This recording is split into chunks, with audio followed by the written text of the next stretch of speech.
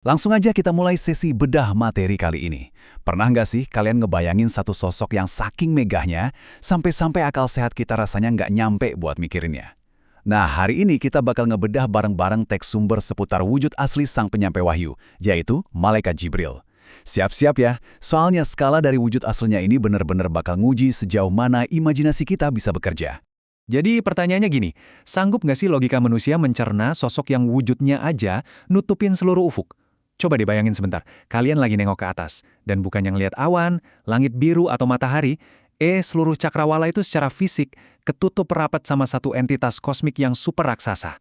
Teks sumber kita nyebutin kalau ini tuh bukan kiasan, tapi realitas fisik wujudnya. Sebuah kehadiran yang, jujur aja, bikin logika kita langsung berhenti beroperasi.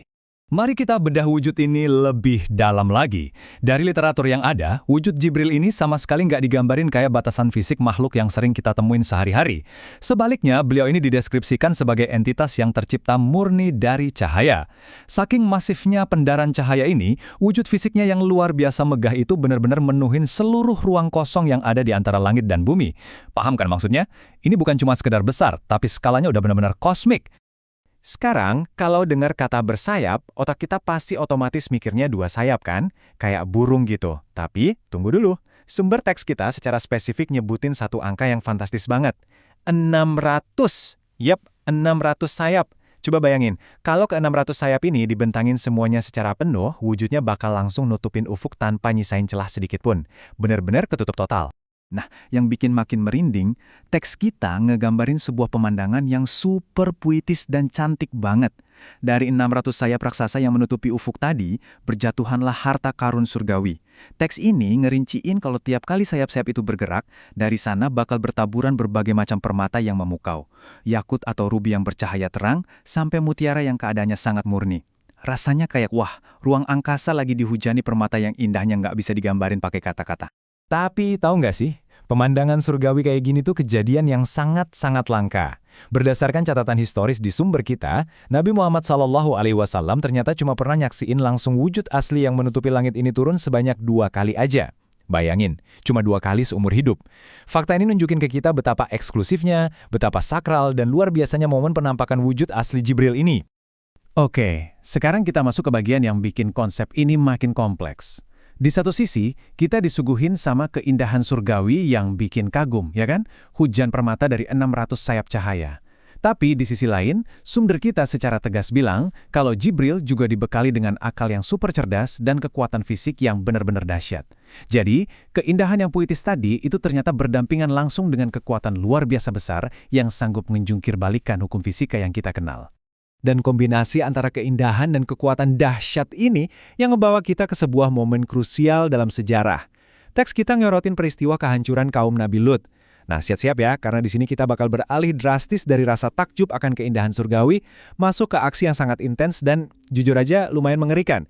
Di peristiwa ini kekuatan Jibril bukan cuma sekedar teori, tapi benar-benar dipraktekin dalam bentuk kekuatan fisik yang merubahkan tatanan bumi.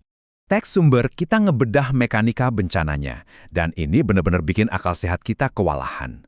Pertama, Jibril mengangkat 7 kota sekaligus. Ingat, 7 kota. Itu artinya sebuah daratan yang super luas. Dan tahu apa yang paling bikin syok? Semua itu diangkat cuma pakai satu ujung sayapnya aja. Dari 600 sayap, cuma secuil ujung sayap yang dibutuhin. Langkah kedua, daratan maha luas tadi, lengkap sama bangunan, hewan, dan manusianya, diangkat tinggi-tinggi ke arah langit. Terakhir, daratan raksasa itu dibalikan gitu aja untuk membinasakan kaum tersebut. Bayangin, ini sih skala kekuatan yang nggak bakal bisa diukur pakai mesin sekuat apapun di bumi. Masih kurang ngeri. Ada lagi nih contoh daya hancur yang nggak kalah di luar nalar. Sebuah riwayat terpisah nyeritain insiden di mana Jibril menampar wajah orang-orang kafir dari kaum Nabi Lut. Sekali lagi, tebak pakai apa? Cuma pakai ujung sayapnya. Dan pukulan ini bukan sekedar dorongan fisik biasa ya.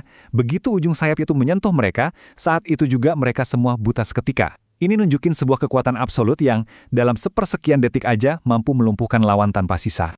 Coba kita tarik napas sebentar dan renungin ini semua. Kisah tentang entitas kosmik bercahaya yang tiap kepakan sayapnya menjatuhkan permata, tapi di saat yang sama mampu mengangkat 7 kota luas cuma dengan seujung sayap. Ini semua jelas-jelas di luar logika manusia.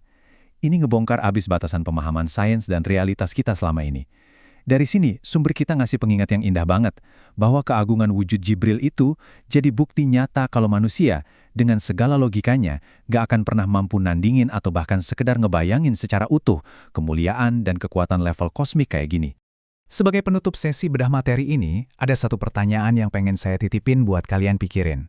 Kalau sang penyampai wahyunya aja, yang notabene adalah sebuah makhluk ciptaan, punya keagungan dan kekuatan yang sanggup ngancurin batas nalar manusia, lalu bakal sebesar, sehebat, dan semegah apa kekuatan sang penciptanya sendiri? Coba direnungkan. Makasih udah nemenin eksplorasi seru kita kali ini. Semoga pembahasan ini bisa terus mancing rasa penasaran kalian untuk ngegali misteri-misteri luar biasa lainnya.